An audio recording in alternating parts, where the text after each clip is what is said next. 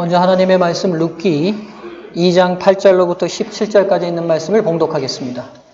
룻기 2장 8절부터 17절까지 있는 말씀입니다.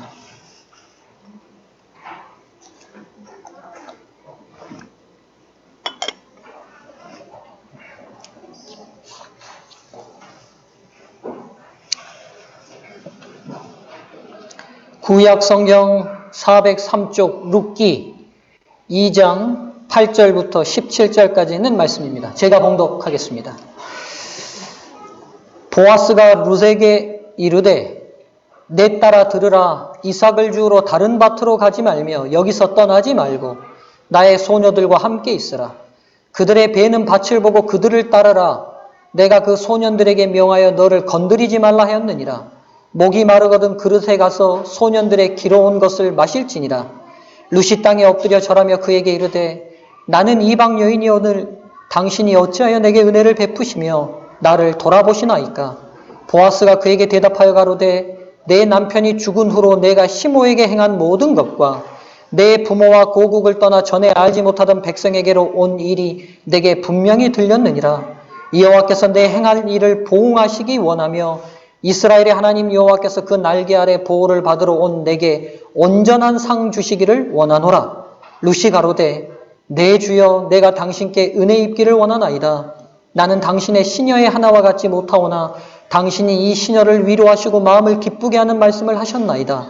식사할 때에 보아스가 룻에게 이르되 이리로 와서 떡을 먹으며 내 떡 조각을 초에 찍으라. 룻이 곡식 빼는 자 곁에 앉으니 그가 볶은 곡식을 주매 룻이 배불리 먹고 남았더라. 룻이 이삭을 주우러 일어날 때에 보아스가 자기 소년들에게 명하여 가로되 그로 곡식단 사이에서 줍게 하고 책망하지 말며 또 그를 위하여 줌에서 조금씩 뽑아 버려서 그로 줍게 하고 꾸짖지 말라 하니라. 룻이 밭에서 저녁까지 줍고 그 주운 것을 떠니 보리가 한 에바쯤 되는지라. 아멘. 예, 오늘 귀한 찬양으로 우리의 마음에 특별한 감동을 주셔서 감사합니다. 예, 룻기 강의 세 번째 시간이면서 오늘은 룻기 강의 마지막 시간입니다. 오늘 이 시간에는요, 하늘의 뜻을 땅에 실현한 사람 보아스라는 제목으로 말씀을 전하겠습니다. 예, 하나님의 사랑 안에 머물고자 룻과 그의 시어머니가 이스라엘 땅으로 돌아왔습니다. 드디어 그 사랑을 가슴으로 품어준 보아스가 등장하게 되는데요. 오늘 이 보아스의 이야기를 통해서 하나님께서 저와 여러분에게 주시고자 하시는 교훈이 무엇인지 또 은혜가 무엇인지 함께 찾게 되기를 바라겠습니다. 지난 시간에 이 역할극을 했는데 반응이 좋아서 오늘도 역할극을 하려다가 부부끼리 연기를 잘할 수 있는 사람이 없을 것 같아서 제가 그냥 본문을 읽었습니다. 예. 이제 고향으로 돌아온 룻과 나오미의 생애 앞이 막막한 상황입니다. 생계가 막막해요. 먹고 살 것도 없고 또 일을 해서 먹여줄 남편도 없습니다. 때마침 그의 귀향의 시기가 보리 추수기하고 겹쳤어요. 그랬더니만 룻이 나오미에게 얘기합니다. 이삭 줍기를 나가겠다고 얘기해요. 이삭 줍기를 나가겠다고. 그러니까 남의 밭에 추수하는 그 추수를 할 때 추수꾼들이 이 보리를 베다 보면 보리 알이 나달이 떨어지겠잖아요. 그럼 그 떨어진 나달을 주우러 가겠다는 겁니다. 나오미가 허락해요. 그리고 룻이 나갑니다. 이 이삭 줍기를 나간 이유가 뭔가요?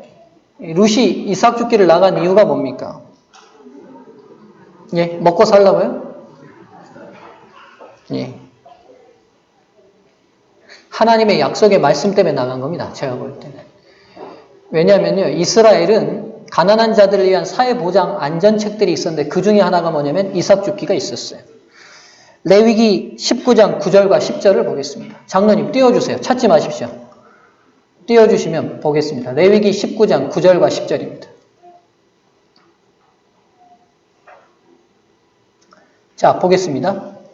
너희 땅에 곡물을 벨 때에, 그러니까 하나님께서 레위기는 시내 산에서 하나님께서 이스라엘 백성들이 너희들은 당차 구원받은 하나님의 백성으로 이스라엘 나라를 통치하는 주권자이신 하나님께서 그들에게 선포하신 법령에 이런 규정이 있어요. 너희 땅에 곡물을 벨 때에 너는 반 모퉁이까지 다 거두지 말고 너의 떨어진 이삭도 죽지 말며. 그러니까 오늘 내 밭에서 추수를 하더라도 반 모퉁이까지 다 베라. 베지 마라. 베지 마. 그리고 베다가 떨어진 이삭은 주어라. 죽지 말아라. 죽지 말고. 10절. 너의 포도원의 열매를 다 따지 말며. 또 포도원을 거두어 드릴 때도 한국 사람 한 알도 안 나놓고 다 뗄 텐데 그렇게 하지 말라는 거예요. 너의 포도원에 떨어진 못도 죽지 말고. 또 따다가 열매가 떨어지면 우리 같으면 아까워서 후후 불고 그거 먹든지 할 건데 그것도 죽지 말라는 거예요. 이유가 있어요. 그 이유가 뭐냐면 가난한 사람과 타국인을 위하여 버려두라. 나는 너희 하나님 여호와니라. 이게 하나님 나라에서 이루어져야 될 하나님이 내리신 법령 가운데 하나입니다. 이 법령은요, 또 반복돼요. 레위기 23장 22절 찾지 마세요. 장로님 띄워주세요. 23장 22절입니다.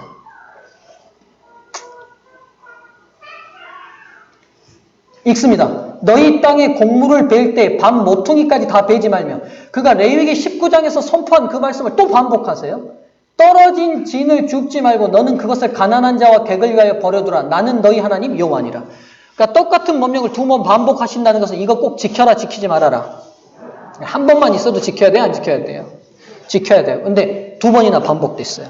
그리고는요, 이 규례에는 특별한 선포가 동반되는데 뒤에 공통적으로 들어간 게 뭐냐면 이걸 선포하시고 뭐라고 얘기하냐면 나는 너희 하나님 여호와라. 요 밑에도요. 나는 너희 하나님 여호와라. 여호와라는 칭호는 하나님께서 언제 쓰시냐면 언약을 맺을 때 쓰는 계약의 이름이에요. 그러니까 이스라엘 백성과 언약을 맺을 때 이 약속대로 분명히 진행하면 복을 내리겠다. 너희가 이 약속 지키지 않으면 저주하겠다고 하실 때 자주 등장하시는 꼭 쓰시는 이름이 뭐냐면 여호와입니다. 근데 하나님께서 여호와라고 쓰셨던 이 규정에는요, 본인이 나는 너희 하나님 여호와라고 딱 본인의 신분을 밝히세요. 굉장히 중요한 규정이에요. 굉장히. 이 루시오, 이방 모압 땅에서 살았지만 나오미를 통해서 들었는지 어땠는지는 모르겠지만 하나님의 나라에서는 통용되는 하나님의 법규가 있는데 그 법규는 뭐냐면 나같이 가난한 고아와 과부를 위해서 살 수 있는 생계적 수단이 있어요. 그게 뭐냐면 남의 밭일을 할지라도 추수기에 따라가서 떨어진 이삭을 그건 다 누구 거라는 거예요. 자기 같은 가난한 자를 위해 하나님께서 주신 소산물로 믿었던 거예요. 그리고 이 약속을 가지고 남의 밭에 나가서 이삭을 줍겠다고 나간 겁니다. 근데 여러분 이 시대는 알다시피 사사시대입니다. 사사시대는 어떤 시대냐? 이스라엘의 나라의 하나님이 왕이심에도 불구하고 그 왕을 인정하지 않던 시대예요. 그러다 보니까 이 이삭 줍기가 잘 이루어졌겠어요? 안 되겠어요? 이 당시 사람들은요. 한때는요. 이삭 줍기도 금지시켰어요. 그러니까 내 밭에 추수가 시작되면 이삭 줍기 하는 가난한 사람들이 들어올 때 쫓아내기도 있고 이게 실행을 잘 하지 않았습니다. 실행을 하지 않았어요. 근데 이 규정대로 그대로 실행한 한 사람이 등장합니다. 누굽니까? 보아스입니다.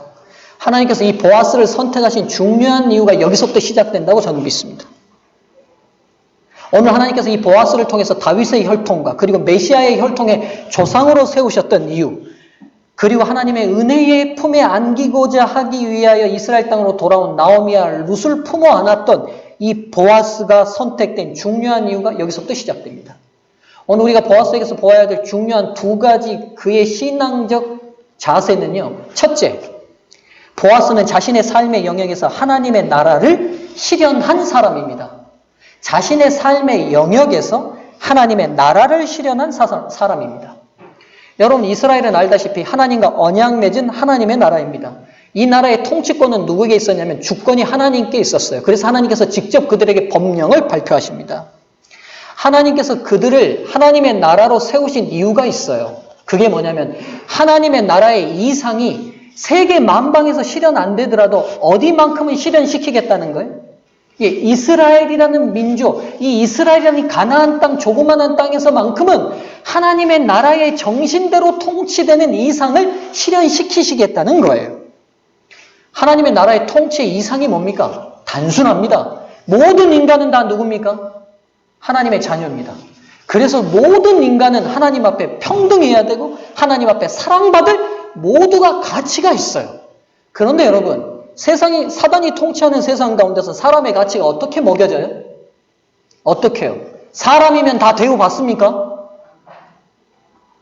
사람이면 다 존중받아요? 아니요.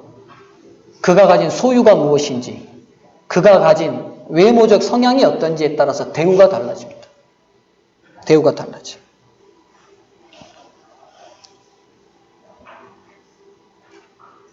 예전에 여러분 한때 광수생각이라는 조그마한 신문에 조그마한 카툰들을 올렸던 이 광수라는 그 작가가 있는데 그 사람이 이 카툰이 굉장히 유명해져서 책으로 묶어져 있었어요. 책으로. 근데 그 광수생각 중에 제가 잊지 못하는 한 카툰이 있어요. 단순한 만화인데 그게 뭐냐면 예쁜 사람은 대접받는다는 그런 내용이었어요. 근데 뭐냐면 이거예요. 이제 비교를 해놨어요. 예쁜 애들이 공부를 잘하면 예쁜 애가 공부도 잘한다고 말한다. 미운 애들이 공부를 잘하면 독한 년이라고 말한다. 그 카툰 내용이 그래요.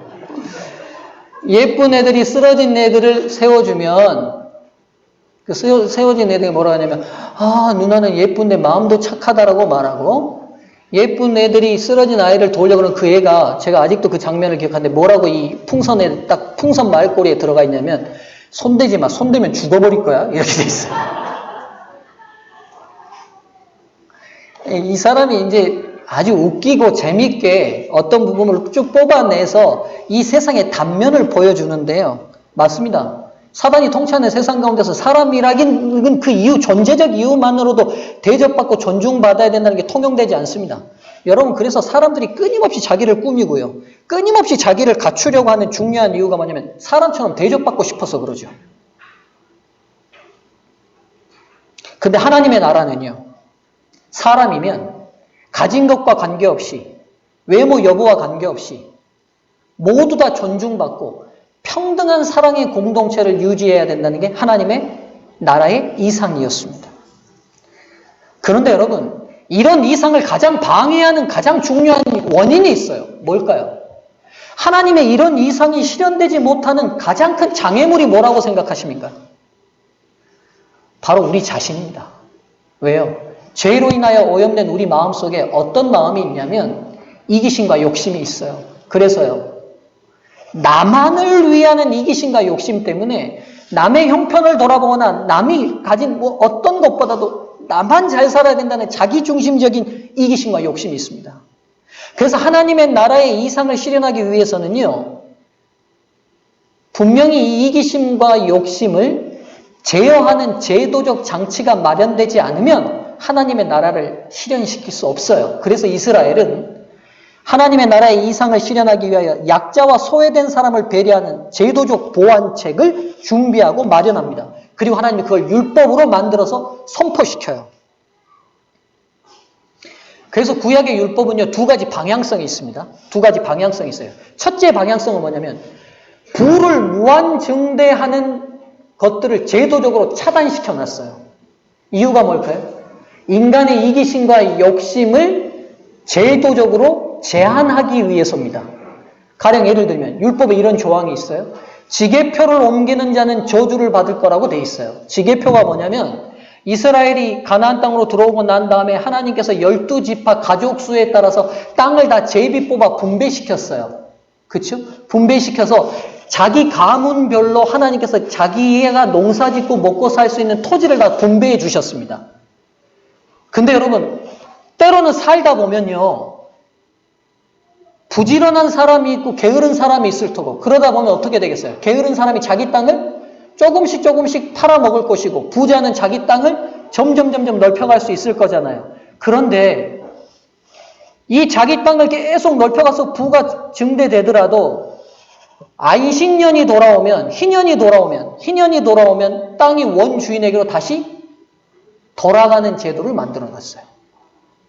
근데 만일 내가 이거 저 사람한테 산 땅이라고 해서 하나님께서 나눠주신 그 지게 표석을 내 땅이라고 넓히는 순간 게을러서 땅을 팔아먹은 그 사람이 저주를 받는 게 아니라 하나님이 주신 그 지게표를 옮겨서 본인의 무한한 이기심을 충족하려고 하는 그 사람이 저주받는 제도가 이스라엘에 있는 거예요.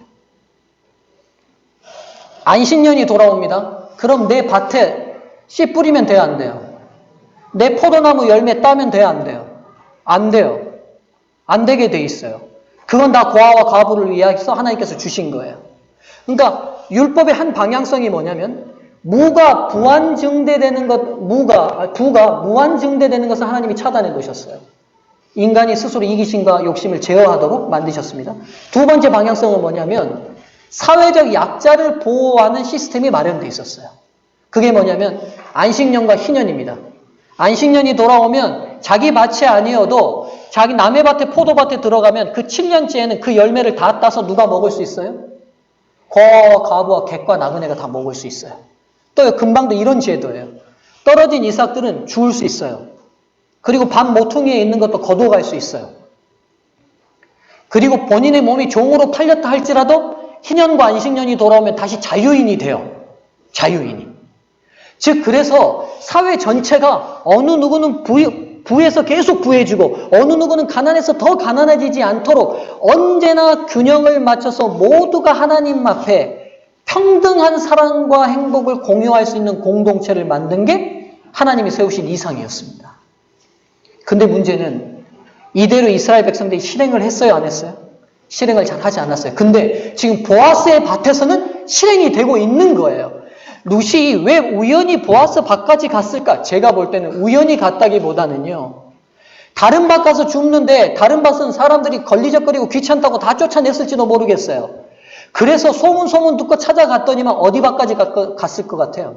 보아스 밭까지 갔는데 이 밭 주인은 율법대로 이삭 죽기를 막지도 않고 넉넉하게 이삭 죽지 않고도 배려하는 율법을 잘 지키는 주인이라는 것을 알게 됐을지 모르겠어요. 사랑하는 소중한 교회 성도님들이시여, 죄로 오염돼서 이기심과 욕심이 팽배한 세상 가운데 저희 모두가 그 틈바구니 속에서 숨막히게 살아갑니다. 그러나 여러분, 저와 여러분들은 우리의 삶의 영역 속에서 하나님의 율법의 정신, 하나님 나라의 이상인 사랑과 공의를 실행하고 사셔야 함을 잊지 않게 되시기를 바랍니다. 우리의 가정이요, 사랑의 정의가 넘쳐나야 됩니다. 우리의 사업장이 사랑에 기초한 정의가 충만해야 돼요. 저와 여러분들이 영향을 미치는 그 범위 내에서 불공정한 행사나 사랑이 없는 정의가 행해지지 않아야 합니다. 우리가 있는 곳은 하나님의 사랑의 정신이 포함된 정의가 강수처럼 흘러나올 필요가 있습니다. 우리가 재림을 고대합니다. 이유는 한 가지입니다. 세상이 너무 불공정해요. 세상이 너무 정의롭지 못해요. 그래서 만왕의 왕이신 왕이 오셔서 선한 자는 선한 사람대로 보응하시고 은혜를 주시고 축복하시고 악한 사람은 악한 대로 보응하실 것을 기대합니다. 그래서 우리가 그분의 재림을 기다려요. 근데 재림을 맞이하기 전까지 저와 여러분이 해야 될 일이 있습니다. 그게 뭐냐면 만왕의 왕이 오셔서 완전한 사랑의 정의를 회복하시기 전 저와 여러분이 속한 그곳에서 하나님의 율법의 정신이 적용되고 실행되고 실천돼야 하는 것입니다. 제가 가끔 뉴스 가운데 외국인 근로자들의 임금을 체불하고 도망갔다는 이야기나 외국인 근로자들에게 함부로 대했던 이야기를 들을 때마다 제 마음속으로 이런 생각이 들어요. 혹시 그분이 기독교인이 아니었을까? 아니기를 기대하면서 기대해요. 여러분, 이 중에 사장님 소리 들으시는 우리 성도님 계시죠?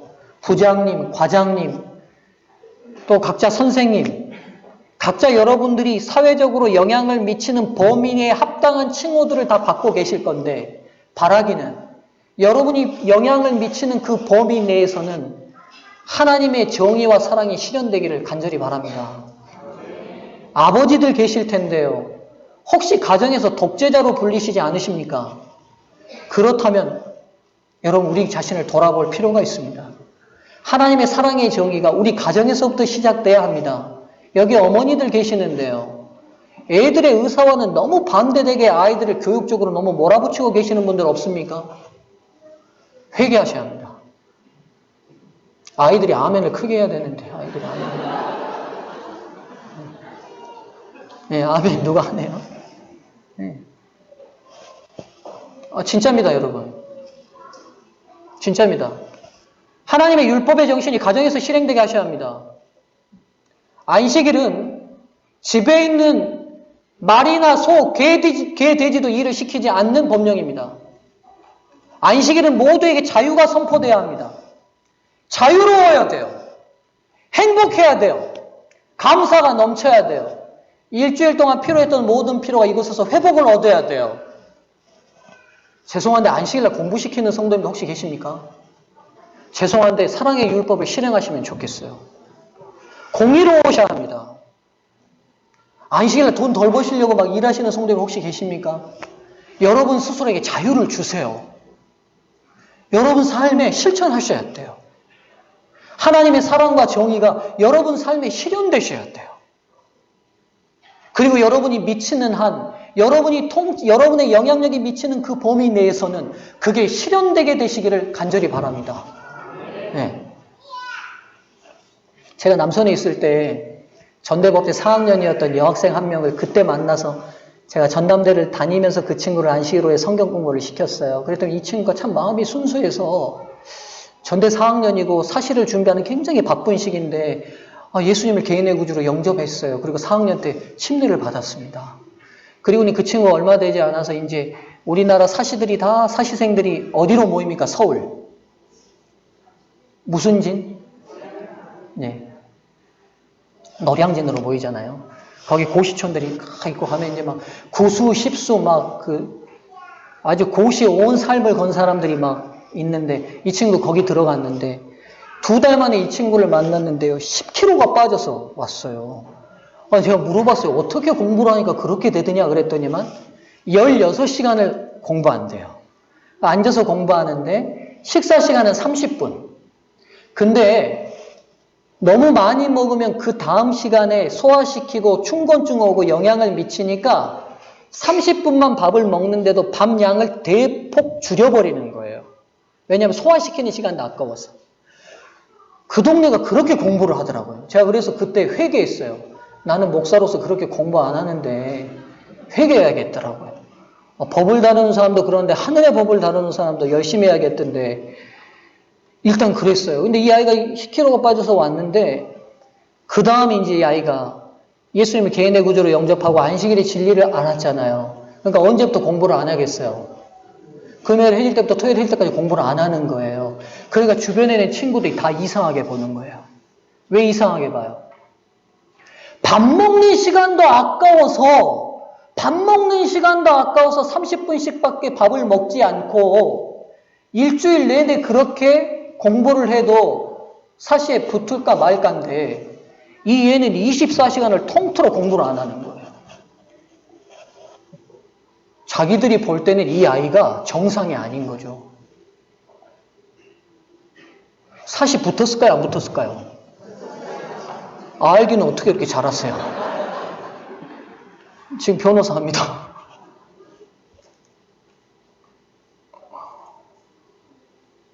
그 아이가 안식일을 잘 지켜서 하나님이 붙여줬다 안 붙였다. 제가 이런 말을 하는 게 아니에요. 그 애가 사시가 안 붙었어도 여러분 안식일의 정신대로, 안식일의 정의대로, 안식일을 하나님께서 주신 사랑대로 우리의 삶에 실현하고 우리가 미치는 영향 속에서 그렇게 실현을 하게 해 주셔야 돼요. 그곳에 하나님의 은혜가 임하는 거예요. 오늘 룻이 아무리 하나님의 사랑 가운데 머물고 싶어서 왔다 할지라도 그 사랑의 정신대로 살지 못하는 보아스를 만나지 않았던들 다윗이 어떻게 태어났으며 메시아가 어떻게 태어났겠습니까? 보아스는 주변 사람들이 어떻든 아무 관계 없어요. 하나님이 정해주신 이 나라의 정신대로 나는 실행하고 싶은 거예요. 내 삶의 영역에서만큼은 실행하고 싶어요.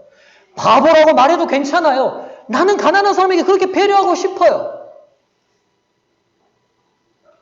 룻과 보아스와 같은 정신이 저와 여러분들에게 모두 다 임하게 되기를 간절히 바랍니다.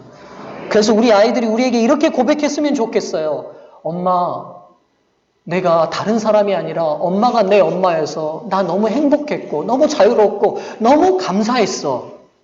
우리 아들들이 우리 아빠들에게 이렇게 고백하면 좋겠어요. 아버지, 이 세상이 다른 아버지가 아니라 제가 아버지를 만나서 인생이 얼마나 행복한 것인지 감사하게 됐어요. 이렇게 고백했으면 좋겠어요. 여러분이 근무하는 모든 근무처에 여러분 밑에 있는 부하 직원들이 여러분에게 이렇게 고백했으면 좋겠어요. 사장님 만나서 제가 자유로웠습니다. 이렇게. 네? 부장님, 제가 부장님 만나서요. 정말 힘들고 어려운 이 초기 시기 잘 이겼습니다. 하나님의 사랑의 정의가 우리의 삶의 모든 영역에서 강수처럼 이르기를 성령의 이름으로 간절히 축원합니다. 여러분, 두 번째 이 보아스의 신앙의 상태의 삶에 있어서 우리에게 정말 깊은 감동을 주는 게 이겁니다. 율법의 문구나 자구를 지킨 것이 아니라 율법의 심장을 실현했어요. 무슨 말인지 제가 설명하겠습니다. 좀 말이 좀 앞뒤가 잘 안 맞는 것 같은데요. 제가 아무리 생각해도 이렇게밖에 표현이 안 돼요. 율법의 문구나 자구를 지키는 게 아니라 율법의 심장을 실현시켰다고요. 여러분, 율법은요, 하나님의 법은요, 문구나 자구를 해가는 것이 율법을 진정으로 실천한 것이 아닙니다. 우리가 알다시피 율법이 주어진 궁극적인 이유는 사랑이신 하나님이신 그분 자체의 품성을 실현하려고 율법이 주어졌어요. 무슨 말인지 이해되시죠? 이걸 어떻게 하면 쉽게 설명드릴까 기도하며 고민하다가 제가 예화를 하나 만들었습니다. 들어보시죠. 우리 집에 이런 법이 하나 있어요. 우리 집 세 자녀는 과자를 사면 언제나 아버지께 하나를 상납하고 먹어야 한다.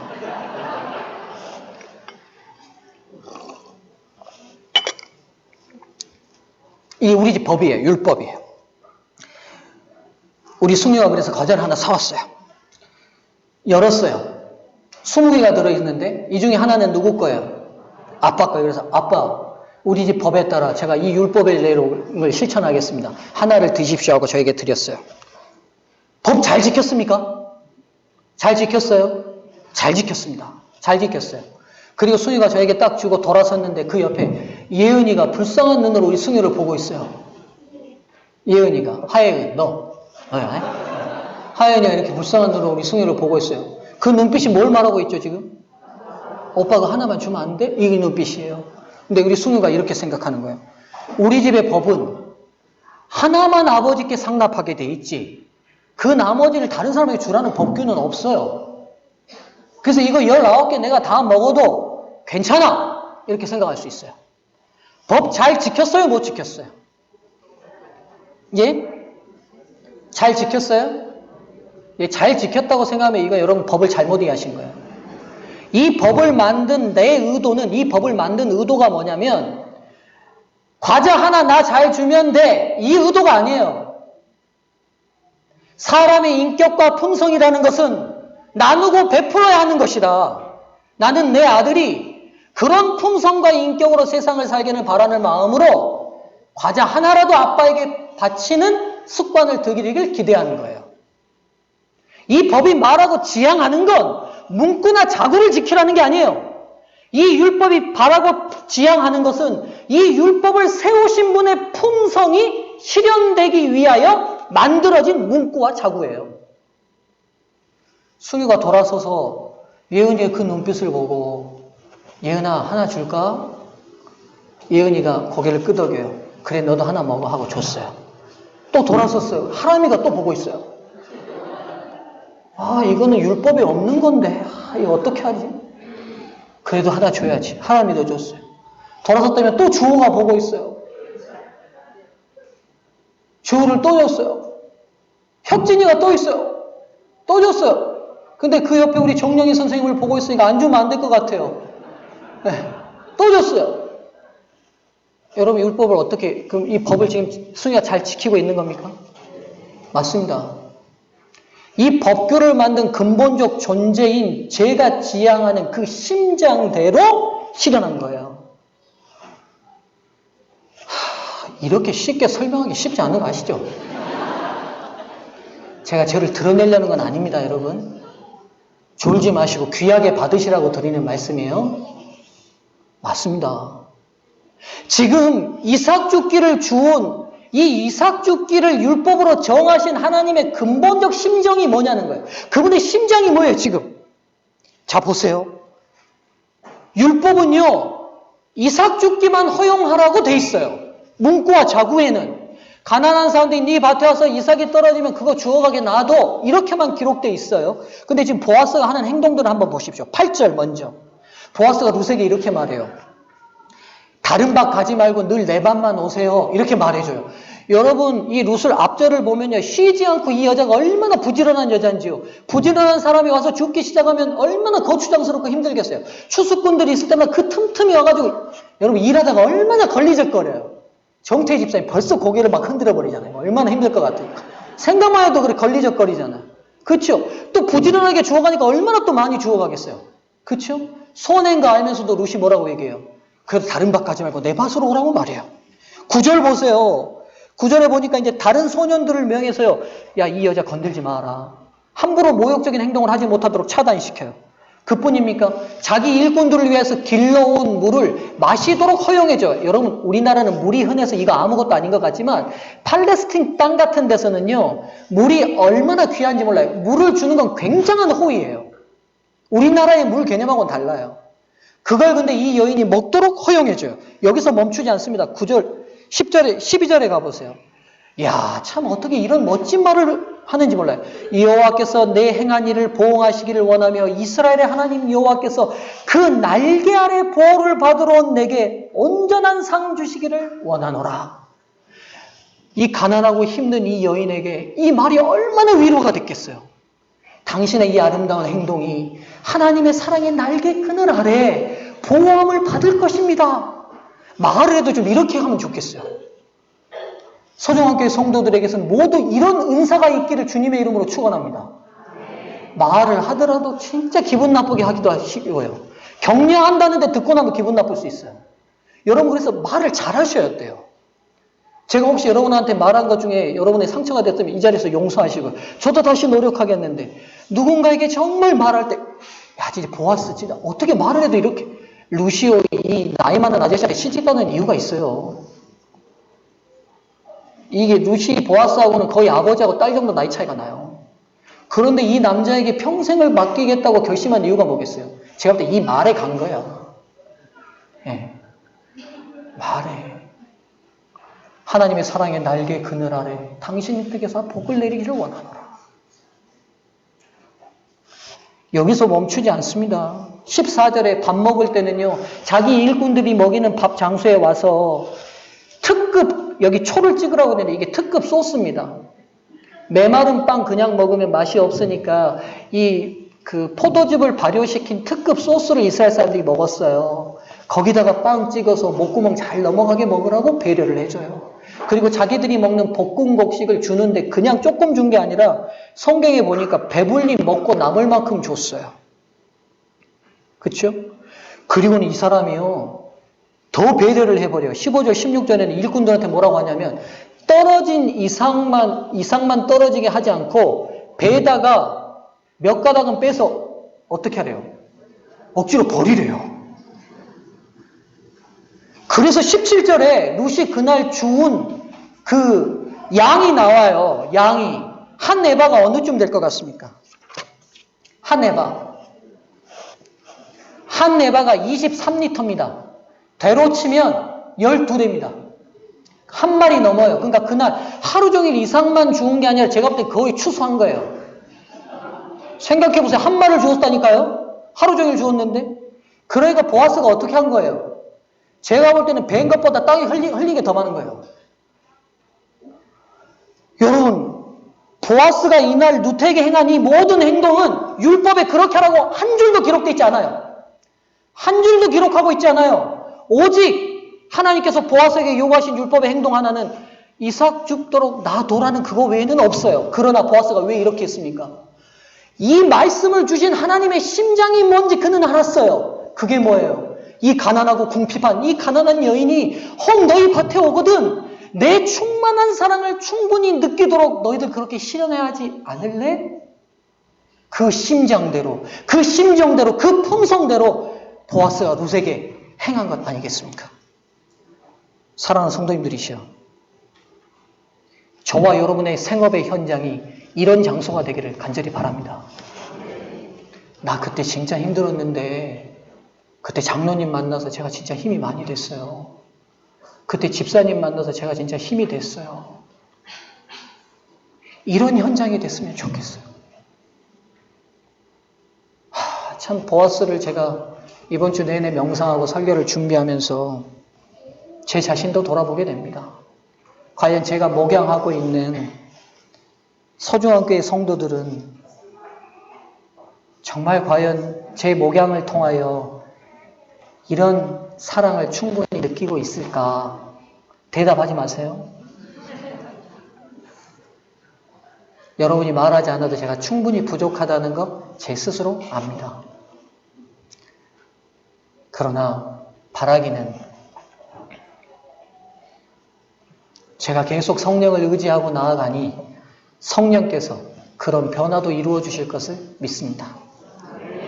사랑하는 성도님들이시여, 율법의 문구와 자구가 아니라 그 율법을 주신 분의 심장대로 율법을 실행하십시오. 끊임없이 신약에서 예수님과 바리새인과 서기관들의 논쟁은 이 논쟁이었습니다. 자구와 문구에 매인 이기적이고 욕심 많은 그들의 삶, 그 문구대로 하면서 본인들의 죄는 감추고 교묘하게 살아가는 그들의 삶을 예수님은 끊임없이 지적하시고 율법을 주신 근본적 목적이 그게 아니라고 우리에게 말씀하시지 않습니까? 율법은 문구나 자구가 아니라 그리스도 그분 자체이시고 그분의 심장이십니다. 이제 오늘의 말씀을 정리하겠습니다. 불쌍한 두 여인을 위해 준비된 보아스, 그는 하늘의 뜻을 이 땅에 실현한 사람입니다. 그래서 보아스는요, 예수 그리스도의 중요한 표상이시기도 하십니다. 사랑하는 성도님들이시여, 혹 룻과 같은 형편과 처지에 있거든 보아스와 같은 은혜가 여러분 삶에 준비되어 있을 것을 믿으시기를 바랍니다. 또한 보아스와 같은 삶의 위치와 영역 속에 있는 분들은 여러분의 삶의 영역이 하나님의 나라가 실현되는 장소로 바꾸시고 실현해 가시게 되기를 간절히 바랍니다. 오늘 얻은 두 가지 교훈을 다시 말씀드립니다.